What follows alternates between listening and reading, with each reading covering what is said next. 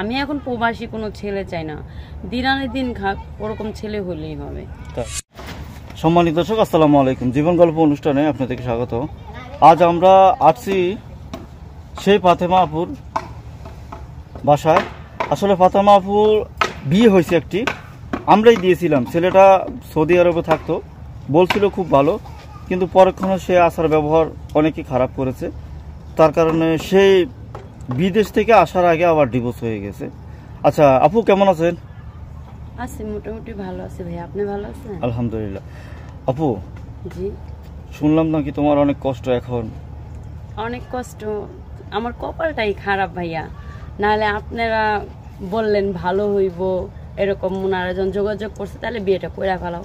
সবাই বললো, ময় মুরব্বী অনেকেই বললো যে বিয়েটা করে ফেলাও, বিদেশ থাকে যখন আসবোই তো একদিন, ভরণ পোষণ দিব, বিদেশ থাক তাতে কি হচ্ছে, কিন্তু তোমার তো একটা স্থায়ী জায়গা হইলো, বিয়েটা করো।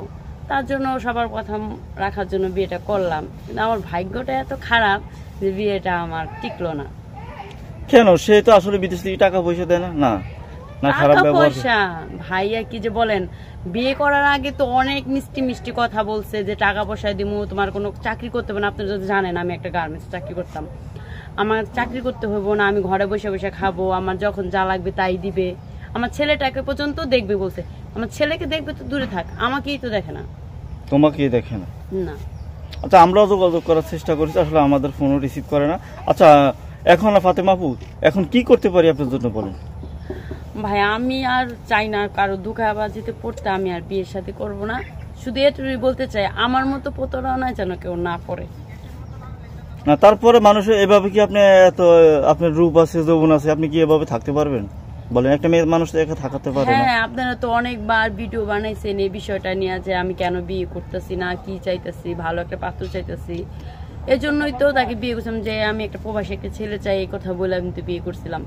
কিন্তু প্রবাসী ছেলেটা যে আমার সাথে এত বড় প্রতারণা করবো আমি কখনো ভাবতে পারিনি। আসলে মিশা আপু, বিষয়টা হলো কি বলতে পারবেন ফাতেমা আপু, হয়েছে এখনকার যে ছেলেরা, ইয়ং বয়সের ছেলেরা, আসলে তারা আসলে মেয়ে বউদেরকে তেমন কোনো পাত্তা দেয় না। মনে হয় এক পুরুষের সাথে, এক মহিলার সাথে মনে হয় আসক্ত না, ওরা হাজার মহিলা চায়, আমার মনে হয় ধরনের কিছু না। হ্যাঁ, এরকম তো আছেই উনার। মানে আমি যখনই কল দেই সে খুব ব্যস্ত, সে বিজি, আমি কাজ আছে, এখন আমি কাজে যাব, কিন্তু তার ডিউটি টাইমগুলো কিন্তু আমার জানা ছিল, কখন যাবে আর কখন আসবে। মানে বেশি রাত্রে ফোন দিলেও সে বিজি, মানে অল টাইম সে বিজিই থাকতো। যা আমি যে তার বউ এটার কোনো তক্কাই করতো না।